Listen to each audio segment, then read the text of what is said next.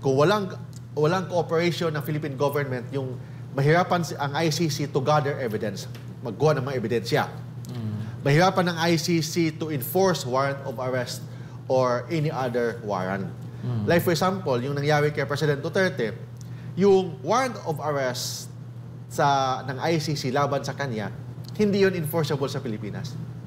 Naging enforceable lang yan kasi pinayagan ng Philippine government. I repeat, like the case of the former President Digong Duterte, nangyari yung pag-aresto hindi dahil sa ICC. Nangyari ang pag-aresto kasi may cooperation ng Philippine government.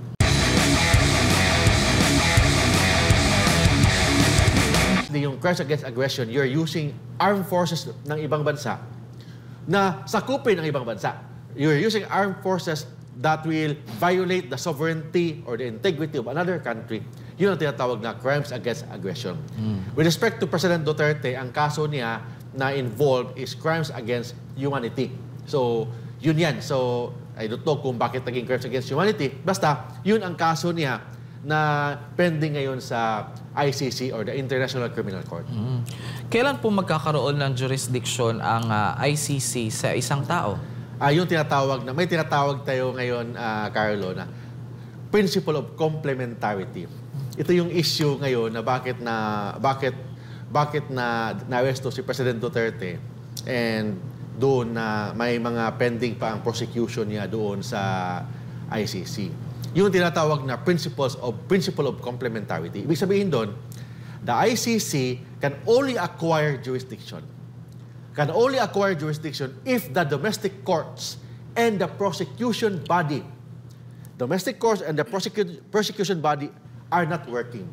Ibig sabihin, the ICC only can acquire jurisdiction pag walang korte ang Pilipinas na working, which may working naman, walang DOJ na functioning. Yun. Ibig sabihin, the ICC can only acquire jurisdiction pag walang working courts, walang working or functioning Department of Justice. Ibig sabihin, pag normally itong mga bansa na to, yung mga corrupt na country na walang functioning talaga na government, doon ang ICC papasok. Ang purpose nila is kasi may mga krimen na involves national concern. But I don't think so with respect to the Philippines kasi we have a working Supreme Court, we have a working Department of Justice. That's why big question mark bakit may jurisdiction ang ICC kay President Duterte on the ground na we have a working Supreme Court, we have a working Court of Appeals, RTC, MTC. We have also a working Department of Justice and Office of the Ombudsman. We have a working judiciary sa Pilipinas.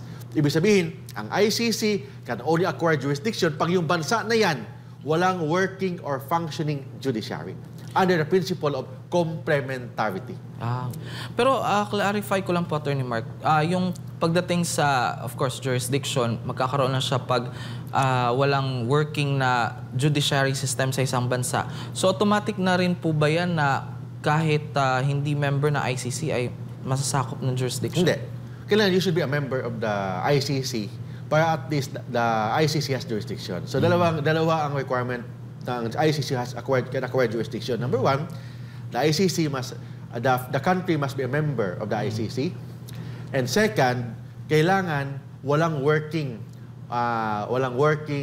courts, walang functioning Department of Justice so that the ICC can acquire jurisdiction or can intervene under the principle of complementarity. By the way, Carlo, itong topic natin ngayon, in law school, ito yung tinatawag na public international law. This is an international law topic wherein we talk about treaties, we talk about ratification ng mga treaties, executive agreements or international agreements, yung mga Rome Statute, yung United Nations, ano ba yung role ng isang bansa sa kapwa niya bansa. Kasi we are an international family. When we say international family, hindi lang Pilipinas ang bansa sa buong mundo. Kailangan tayo makipaghalubilo sa ibang bansa. Not only about politics, but also about trade. For example, may negosyo tayo. May mga produkto tayo sa Pilipinas na sobra-sobra naman. Kailangan natin ibenta sa ibang bansa. Yan. We need international law. Sometimes, ang international law, we're not only talking here of politics na relationship ng country to another country, but also business, country to another country. Like for example, yung mga extradition treaty. May kaso, may demanda from one country to another country. From one country to another country, may mga demanda. Yan. It also involves state relationships. So that is international law. Kailan po ba nagkaroon ng ang Pilipinas naging member ng ICC? So we should talk about history. Ang Pilipinas pumirma ng Rome Statute noong December of 2000. December of 2000, nagapirma ang Pilipinas sa Rome Statute. December 2000. And it was ratified August of 2011. So after 11 years, ratified by Senate. Because in Philippine Constitution, lahat ng treaties, it should be ratified by the Supreme Court, by the Senate.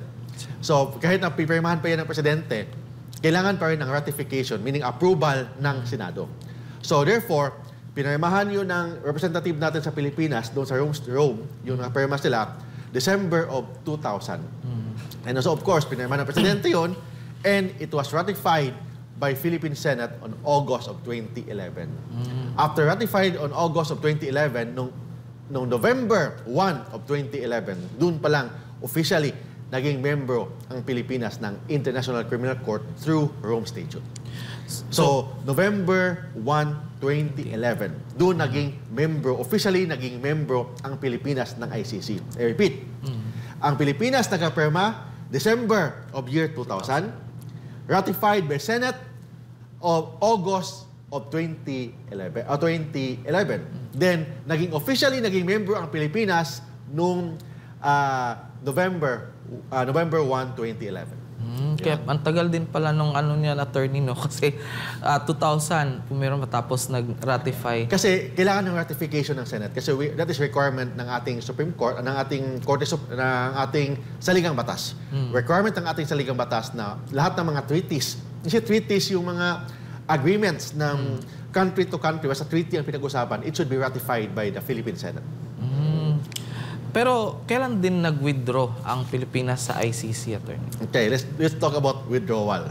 Kasi ito yung top panahon ito kasi naging member tayo noong November 1, 2011. So sino presidente yun? Panahon ni Pinoy yata yun, 2011? Yes, panahon ni Pinoy ba yun or Gloria? Basta November 1, 2011 tayo naging membro. Tapos, yung panahon ni President Duterte noong March of 2018, pinadala sa yung tinatawag na Rome Statute. Nagpadala ang Pilipinas ng notice of withdrawal noong March of 2018. But under the law, under the Rome Statute, kahit ang isang bansa magpadala ng notice of withdrawal, hindi automatic withdraw agad. Paghintay pa na isang taon bago officially mag-withdraw.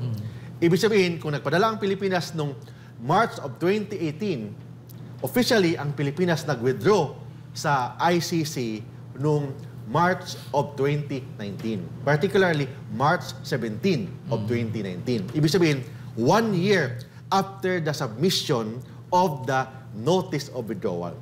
Ang notice of withdrawal, pinadala ng Philippine government sa panahon ni President Duterte, March 18 of 2018. And naging effective yun kasi under the law, 1 year ang hintayin. So March 17, 2019, officially, hindi na membro ang Pilipinas ng International Criminal Court. Pero ano kaya naging dahilan? Bakit siya nag-withdraw sa ICC? Dalawa ang official reason ng Duterte administration. Bakit nag-withdraw ang Pilipinas sa ICC? Number 1, on the ground, ang ICC ginamit ng mga kalaban, mga puti, mga kalaban ng ating gobyerno, including yung mga lefties, mga NPA, ginamit ang ICC as a political attack. So ginamit ang ICC as a political attack sa Duterte administration. And second, bakit yun ang ginamit? Kasi it may affect Philippine sovereignty. It may infringe Philippine sovereignty. So dalawa. Ang ICC ginamit as a political attack sa mga kalaban ng Philippine government. Minsan kalaban, minsan mga puti, minsan mga leftists, mga rebelde, ginamit ang ICC as a political attack. And pangalawa, infringement of the Philippine sovereignty. So kailangan natin pinaglaban ng Duterte administration ang sovereignty ng Pilipinas. And that is the reason why nag-withdraw ang Duterte administration, ang Pilipinas through the Duterte administration sa International Criminal Court. Noong March 17, 2019 officially, but pinadala noong March of 2018. Yan. So automatically, Attorney Mark, after nung 2019, wala nang jurisdiction ang ICC sa Pilipinas? Ang ICC, wala nang jurisdiction sa Pilipinas starting March 17, 2019. But, may but, lahat ng kaso, lahat ng krimen na ginagawa before March 17, 2019, ang ICC may jurisdiction pa. That's why, pag ang issue ni President Duterte na hindi na member ang ICC, ang Pilipinas sa ICC, totoo yan, hindi na member. But, lahat ng allegedly, we're talking about a crime, allegedly, yung mga ginagawa before March 17, 2019, the ICC still has jurisdiction. Kasi nakalagay po sa ating batas na hindi siya retroactive.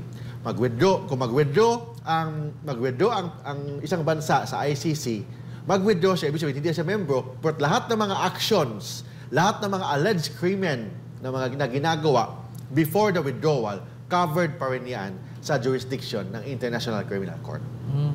Pero yung sa nagdaan na issue na yung sa pag-file ng mga alleged crimes, may daw doon meron daw parang time element na bakit umaksyon ng ICC nung late na. Yun nga, late na. Yun nga ang issue dyan. Kasi the ICC, yes, it has jurisdiction sa lahat ng krimen at the time na the Philippines is a member of the ICC. So ibig sabihin doon, kahit yung nag-action ang ICC, may mga investigation, may pre-trial pa, may mga pre-examination, preliminary investigation, may mga ganon.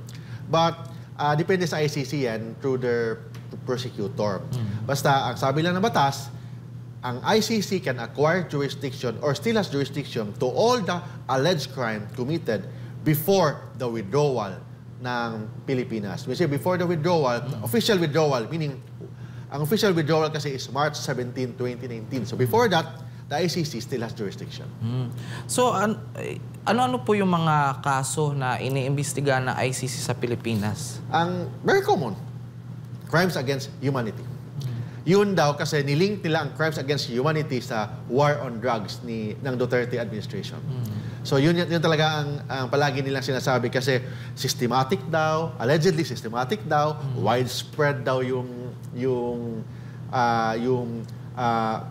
drug, yung tinatawag na war on drugs ni President Duterte. So doon sila nagbase sa crimes against humanity.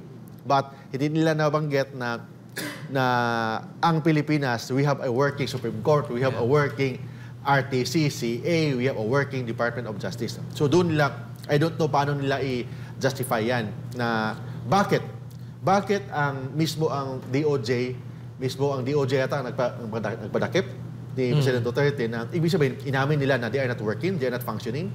Kasi very clear under the principle of complementarity, the ICC can only acquire jurisdiction only if we have no functioning courts, we have no functioning Department of Justice. So pag meron yan, the ICC has no jurisdiction.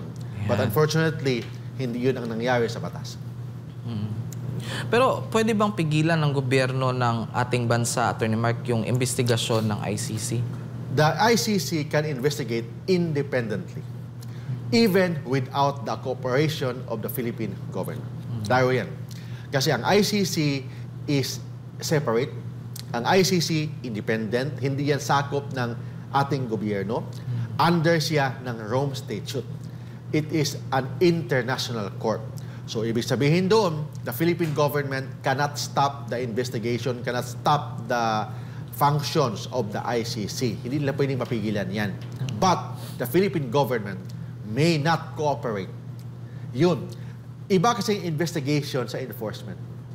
The ICC may investigate, but yung lahat ng investigation ng ICC cannot be enforced without the cooperation of the Philippine government. So, ibig sabihin, hindi ma-enforce yung kung walang cooperation ng Philippine government, yung mahirapan ang ICC to gather evidence, maggawa ng mga ebidensya. Mahirapan ng ICC to enforce warrant of arrest or any other warrant. Like for example, yung nangyari kay President Duterte, yung warrant of arrest ng ICC laban sa kanya, hindi yun enforceable sa Pilipinas. Naging enforceable lang yan kasi pinayagan ng Philippine government. Ibig sabihin, if the Philippine government will not cooperate, walang bisa yung warrant of arrest ng ICC. So, ang ICC is just a hanggang investigation ng talaga yan. Pag enforcement ng decision ng ICC, kailangan ng cooperation ng Philippine government. If there's no cooperation with the Philippine government, which the Philippine government is not mandatory na mag-cooperate talaga. Kung walang cooperation ng Philippine government, hindi nila kaya to gather evidence, hindi kaya ng ICC to arrest an individual or to enforce any warrant. Kasi they can only do, ang kaya lang gawin is just to investigate. Kasi pag more than investigation, enforcement na ang pinag-usapan natin dito, kailangan talaga ng cooperation ng Philippine government. So, kapag ganoon po, Attorney Mark, halimbawa, for example, meron ng mga naganap na investigation sa ICC, babalik po ba sa bansa na may enforcement ng batas yung... Hindi, kailangan nila na makipag-ugnayan sa Department of Foreign Affairs because ang ICC, it is a foreign body. So, kailangan dadaan sa Department of Foreign Affairs, tapos dadaan sa DOJ natin, dadaan sa DILG natin sa pag-enforcement ng desisyon. And of course, to the Office of the President. But, sabi ko nga, yung warrant of arrest, kung may warrant of arrest man ng ICC, laban sa any individual sa Pilipinas, hindi yan enforceable. Unless may cooperation ng Philippine government. Like, I repeat, like the case of the former President Digong Duterte, nangyari yung pag-aresto, hindi dahil sa ICC. Nangyari ang pag-aresto kasi may cooperation ng Philippine government.